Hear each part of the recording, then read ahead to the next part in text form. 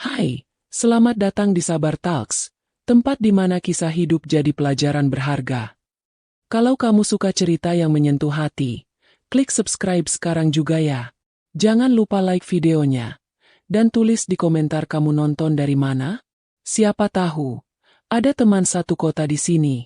Dan sekarang, mari kita mulai kisah hari ini. Namaku Naya. Sejak kecil aku tahu bahwa aku bukan anak kandung dari keluarga yang membesarkanku. Tapi aku juga tahu satu hal. Aku sangat disayangi oleh ibu angkatku, Bu Erna. Ia tak pernah membuatku merasa berbeda.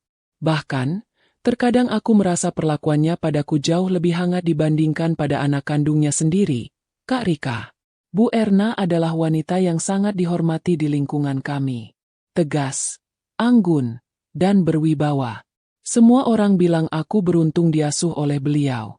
Tapi di balik semua pujian itu, aku sering melihat sorot mata dingin dari Kak Rika. Tatapannya menusuk, seolah aku telah merebut sesuatu darinya.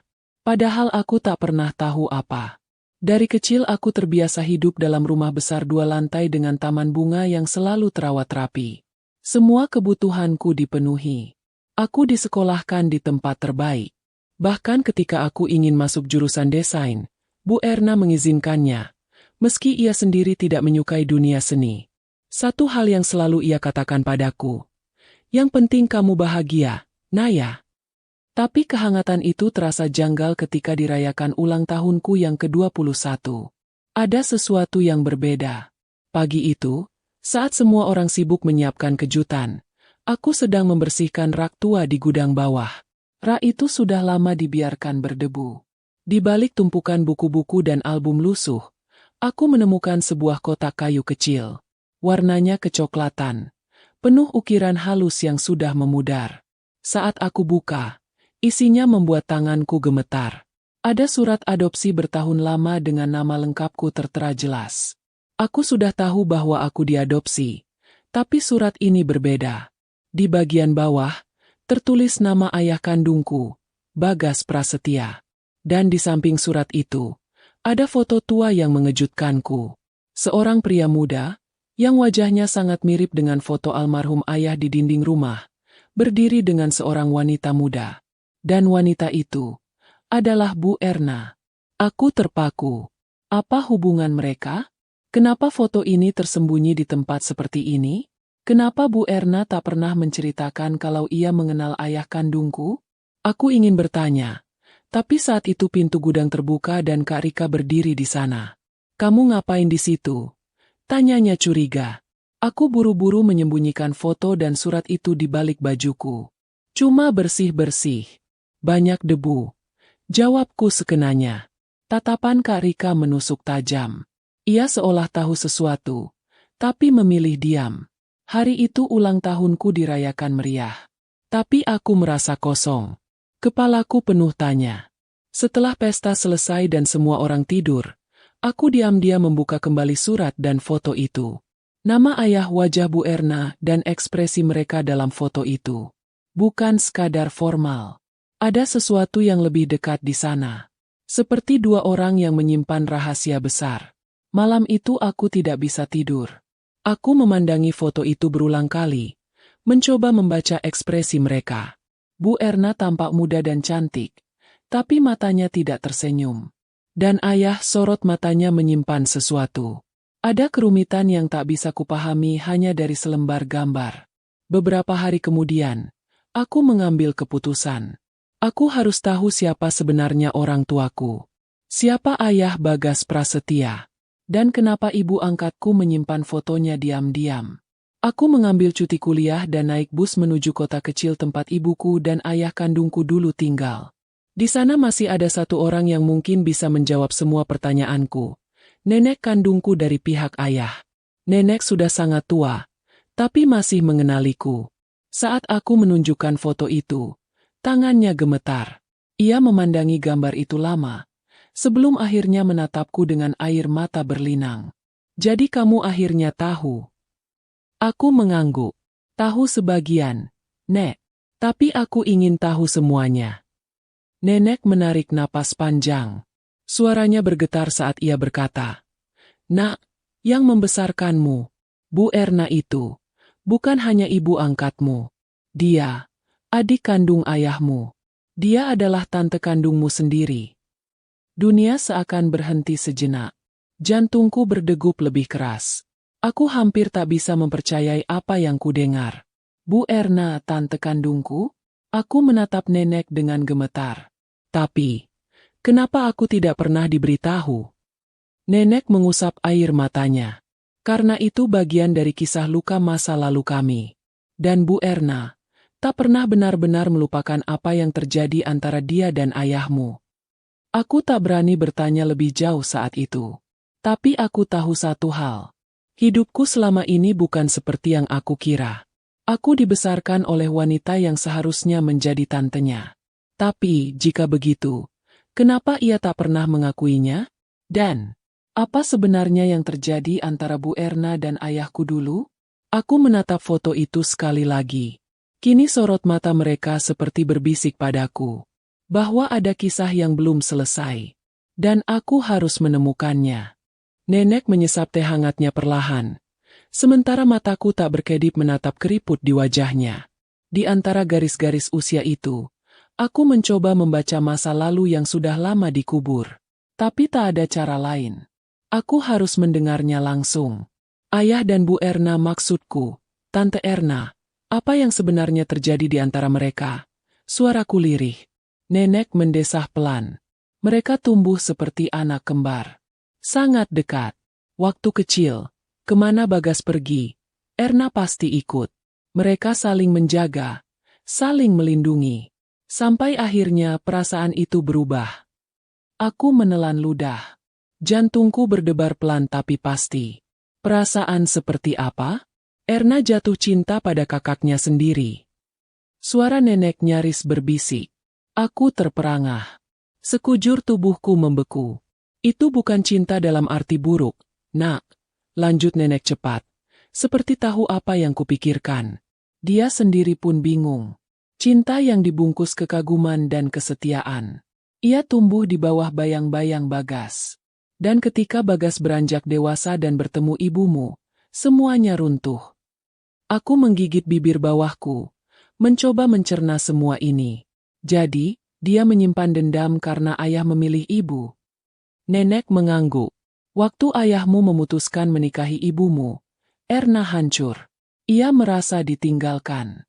Lalu menikahlah dia dengan pria pilihannya sendiri, hanya karena ingin membuktikan bahwa dia baik-baik saja. Tapi pernikahannya dingin, tanpa cinta. Dan ketika kecelakaan itu terjadi, ketika kamu jadi yatim piatu, dia minta agar diberi hak mengasuhmu. Dan kalian mengizinkannya. Nenek memejamkan mata sejenak. Karena dia memohon dengan tangis. Katanya, kamu adalah satu-satunya bagian dari Bagas yang tersisa. Tapi kini aku sadar, mungkin niatnya lebih kelam dari yang kami kira. Aku memalingkan wajah ke jendela. Hujan turun rintik-rintik, seperti meniru rasa hatiku yang samar dan pilu. Setelah hari itu, aku kembali ke kota membawa hati yang penuh tanda tanya. Aku belum bisa menghadapi Bu Erna secara langsung. Tapi sejak aku tahu siapa dia sebenarnya, aku mulai memperhatikan hal-hal kecil yang dulu kuanggap wajar. Seperti cara dia selalu membela aku dalam segala hal, bahkan ketika aku salah. Seperti caranya menghindari pembicaraan soal masa lalu. Atau bagaimana dia tampak marah setiap kali aku bertanya tentang ayah. Malam itu, aku duduk di meja makan bersama Bu Erna dan Kak Rika. Suasana makan malam hening. Hanya terdengar suara sendok yang sesekali bersentuhan dengan piring. Lalu aku membuka mulut. Bu, kenapa ibu tak pernah cerita soal masa lalu ibu dengan ayah kandungku? Seketika itu juga, sendok Bu Erna jatuh. Kak Rika berhenti mengunyah dan menatapku dengan sorot mata tajam. Tapi aku tak peduli. Aku sudah cukup lama diam. Bu Erna menarik napas panjang. Wajahnya tetap tenang. Tapi matanya ada sesuatu yang retak di sana. Dari mana kamu tahu? Tanyanya pelan. Aku ke rumah nenek. Aku menemukan foto itu di gudang. Aku hanya ingin tahu kebenarannya. Ia tak menjawab.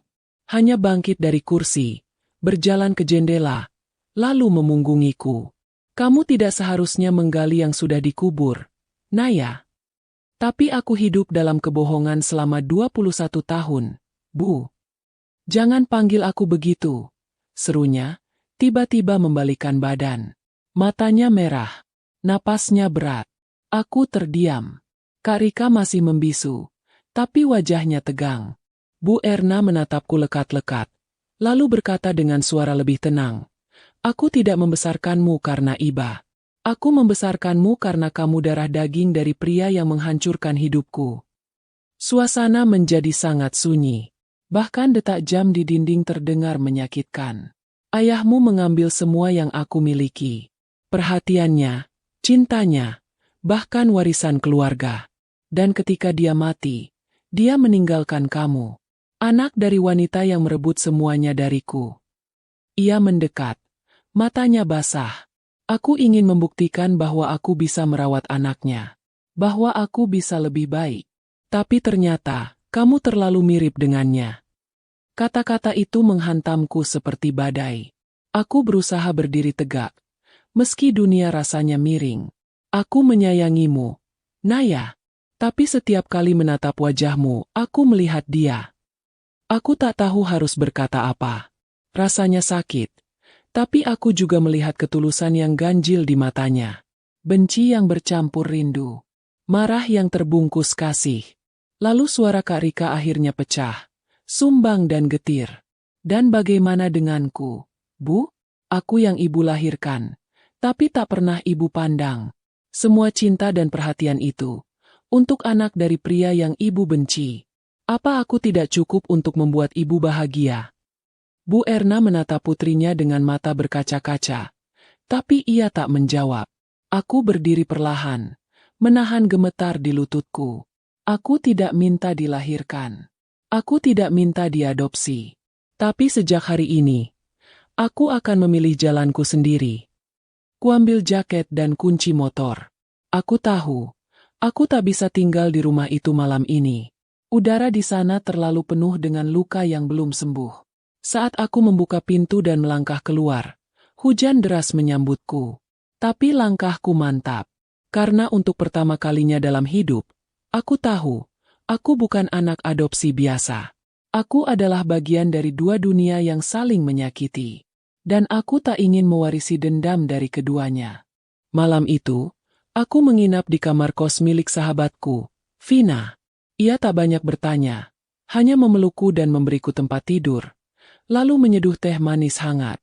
Tapi meski tubuhku berbaring di tempat yang tenang, pikiranku terus menjerit. Selama 21 tahun, aku hidup dalam sandiwara. Aku diperlakukan istimewa. Tapi ternyata bukan karena cinta yang murni. Ada luka, ada motif, dan lebih dari segalanya, ada dendam. Pagi harinya, Vina menatapku dengan cemas. "Kamu yakin gak mau kembali dulu?" Aku hanya menggeleng. "Belum. Aku nggak siap lihat wajah Bu Erna. Atau Kak Rika." Aku duduk di pinggir tempat tidur, menatap dinding kosong. "Vina, kamu tahu nggak rasanya dibesarkan oleh seseorang yang ternyata menyayangimu karena kamu adalah kenangan dari luka paling dalamnya?" Vina memegang tanganku. "Sayang yang bercampur luka itu, tetap bisa melukai, Nai." Aku mengangguk. Dan luka itu kini sudah menganga terlalu dalam. Hari-hari setelahnya, aku memutuskan pindah dari rumah. Aku mencari kontrakan kecil dekat kampus. Tak mewah, tapi cukup untuk memberiku ruang bernapas. Sejak saat itu, Bu Erna tidak pernah menelepon, tidak mengirim pesan, tidak menanyakan kabar. Seolah keberadaanku memang sudah tak penting lagi. Tapi diam-diam, aku tahu, dia memantaiku. Aku beberapa kali melihat mobil sopir keluarga berhenti tak jauh dari kos. Bahkan pemilik warung depan bilang ada wanita anggun yang mampir, hanya membeli air mineral, lalu pergi sambil memandangi jendela kamarku dari kejauhan. Itu pasti dia. Aku tak tahu harus merasa tersentuh atau justru semakin sesak. Karena setiap kali aku mengingat tatapan terakhirnya malam itu, ada dua hal yang tak bisa kulupakan, kesedihan dan kebencian. Suatu hari, aku harus kembali ke rumah besar itu. Bukan karena aku ingin, Tapi karena ada undangan keluarga besar dari pihak almarhum ayah. Sebuah acara tasyakuran keluarga yang mempertemukan kerabat jauh, termasuk dari pihak ibu dan ayah kandungku. Aku tahu, aku tak bisa menghindar selamanya. Jadi, aku pulang. Begitu langkahku menginjak lantai marmer di ruang tamu, aroma mawar putih yang biasa dipakai Bu Erna menyergapku. Rumah ini tak berubah. Meja bundar besar dengan vas kristal di tengahnya. Lukisan bunga sakura di dinding. Dan suara sepi yang selalu terdengar lebih lantang dari keramaian. Bu Erna menyambutku dengan senyum kaku. Kak Rika hanya menatap sekilas. Lalu kembali sibuk dengan ponselnya. Kami duduk di meja makan.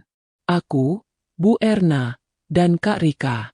Aku takkan lama, kataku tanpa basa-basi. Setelah acara keluarga selesai, aku akan kembali ke kontrakan. Bu Erna menatapku sejenak. Rumah ini masih rumahmu. Dulu ya. Tapi sekarang, rasanya seperti museum kenangan yang tak ingin kukunjungi. Ia menarik napas pelan. Tapi tetap tenang. Kamu masih belum bisa memaafkan aku.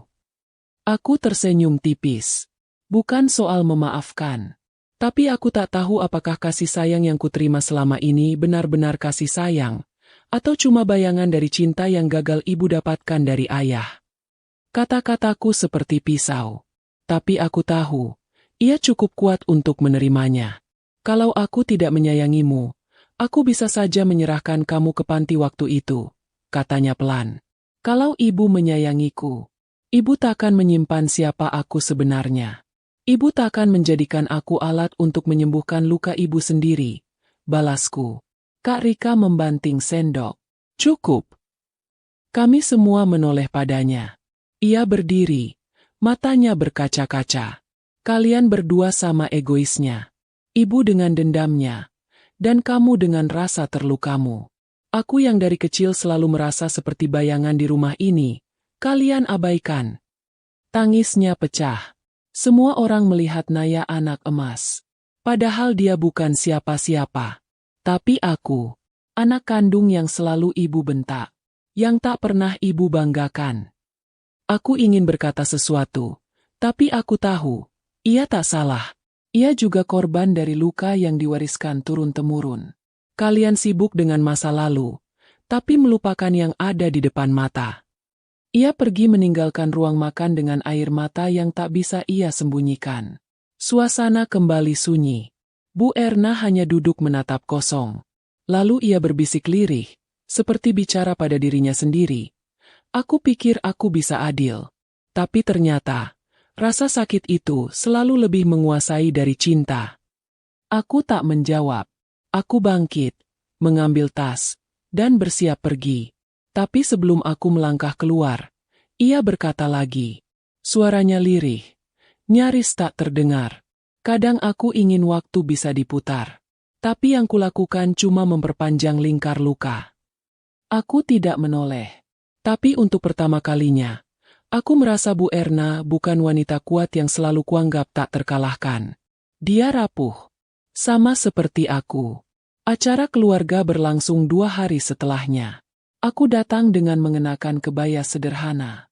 Beberapa saudara jauh memujiku, menanyakan kabar, lalu mulai menyebut nama ayah dan ibu kandungku. Sebagian bahkan menyentuh pundakku, berkata lirih, "Kamu mirip Bagas sekali." Saat itulah aku menyadari, aku bukan hanya pewaris wajah ayah, tapi juga mewarisi jejak masa lalu yang tidak pernah selesai. Setelah acara selesai, aku berjalan ke halaman belakang. Di sanalah makam ayah dan ibu, berdampingan, diapit oleh semak melati yang baru ditanam. Aku berlutut, menatap nisan yang selama ini hanya bisa kulihat dalam mimpi. Ayah, ibu, bisikku, aku sudah tahu segalanya.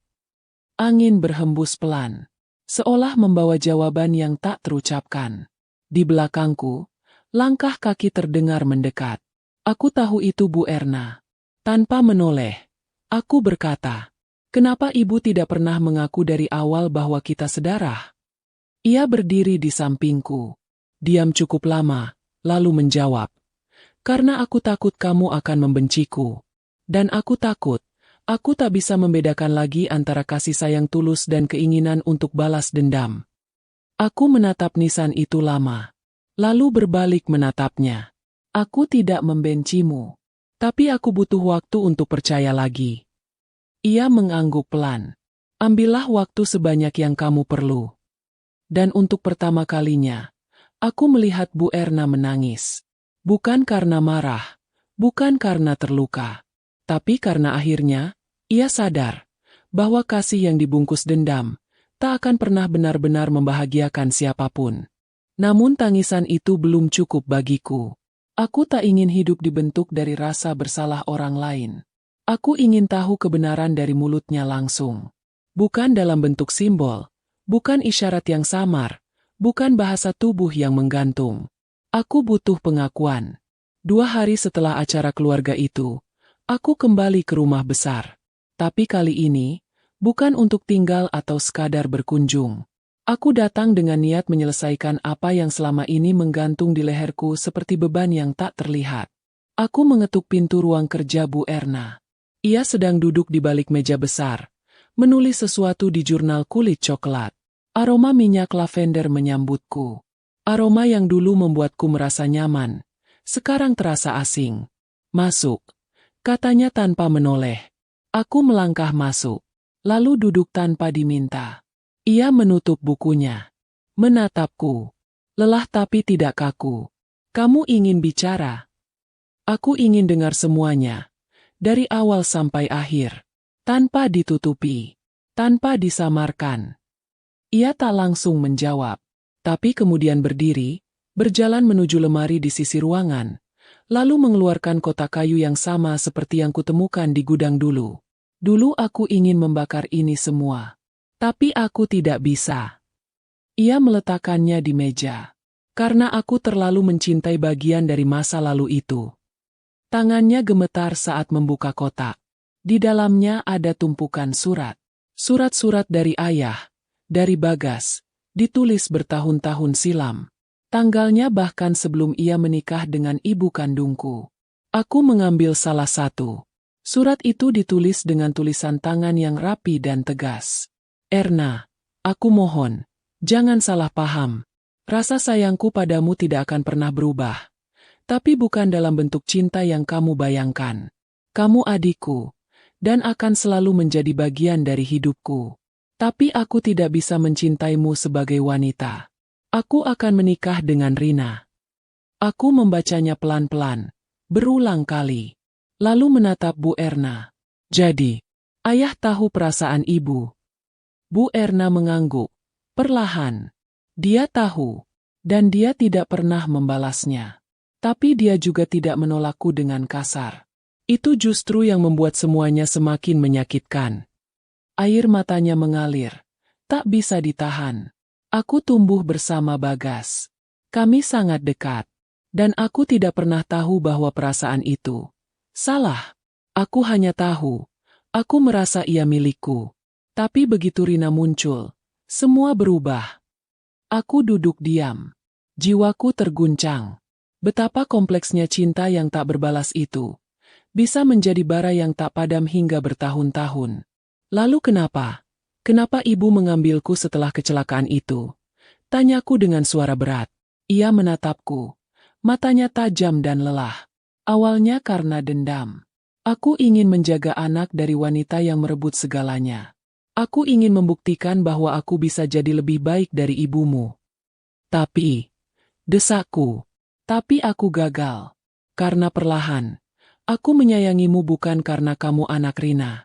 Tapi karena kamu Naya. Kamu yang mengisi ulang hatiku yang sudah mati." Aku menggigit bibirku. Tidak tahu harus senang atau marah. "Lalu kenapa tetap menyembunyikan semuanya? Kenapa aku tidak tahu siapa kamu sebenarnya?" Ia menunduk. "Karena aku takut kamu akan membenciku. Dan karena aku tahu, selama aku menyayangimu, aku juga menyiksa diriku sendiri." Seketika tubuhku bergetar. Aku bangkit dari kursi. Jadi semua kenangan masa kecilku, saat aku sakit dan ibu yang menemaniku semalaman, saat ibu berlari ke sekolahku karena aku jatuh, itu semua bagian dari penyiksaan terhadap diri ibu sendiri. Tidak, Naya. Itu bagian dari cinta yang salah arah. Cinta yang salah arah. Aku memejamkan mata. Ingin rasanya berteriak. Ingin menangis. Tapi semua rasa sudah kering. Yang tersisa hanya kehampaan. Lalu, dari balik pintu yang tak tertutup rapat, terdengar suara yang membuat tubuhku menegang. Aku sudah lama tahu semua ini. Tapi kalian berdua terus menutupi kebenaran. Itu suara Kak Rika. Ia masuk. Wajahnya tak lagi penuh amarah seperti dulu. Tapi juga bukan wajah damai. Wajah seseorang yang telah terlalu lama bertahan dalam bayangan orang lain. Aku anak kandungmu, Bu. Tapi setiap kali aku masuk ruangan ini, aku seperti tembus pandang. Kamu hanya melihat Naya. Karena dia darah dari Bagas. Sementara aku, hanya perpanjangan dari hidup yang tak kamu inginkan. Bu Erna terpaku. Tak mampu berkata-kata. Aku sudah mencoba jadi anak yang ibu mau.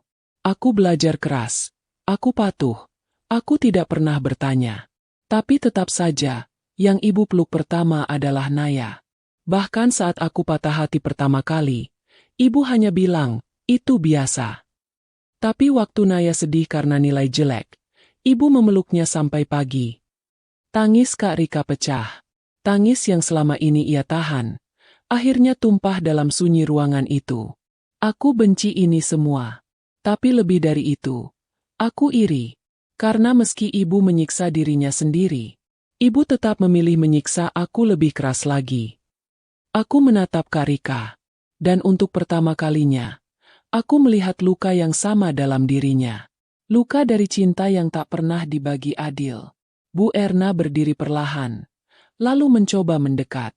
Tapi Kak Rika mundur. Jangan, Bu. Kita semua sudah saling menyakiti. Tapi aku tidak mau hidup dalam lingkaran yang sama. Ia menatapku, dan berkata pelan. Aku akan pergi, tapi bukan karena kalian. Karena aku mau hidupku sendiri, yang tak dibentuk dari luka orang tua. Ia lalu melangkah keluar, membiarkan keheningan kembali jatuh seperti hujan deras di malam kosong.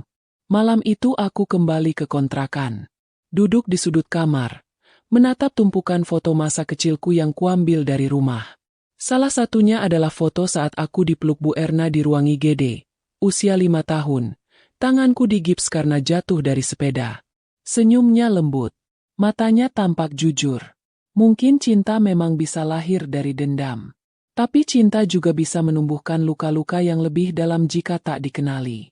Dan kini, aku tahu semuanya, tapi belum tentu aku bisa memaafkan semuanya. Tapi setidaknya, semua topeng telah jatuh, dan aku bisa mulai memilih siapa yang ingin tetap kutemui, dan siapa yang harus kutinggalkan di belakang. Aku tahu, hidup bukan tentang mencari siapa yang paling bersalah, tapi tentang memilih mana yang layak kita simpan dan mana yang harus dilepaskan. Tapi memilih, tak pernah sesederhana itu. Terlebih ketika yang harus kutinggalkan adalah orang yang pernah menjadi segalanya bagiku. Seminggu setelah konfrontasi terakhir itu, aku belum juga mendengar kabar dari Kak Rika. Nomornya tidak aktif, media sosialnya kosong. Aku menyesal membiarkannya pergi dalam keadaan hati seburuk itu.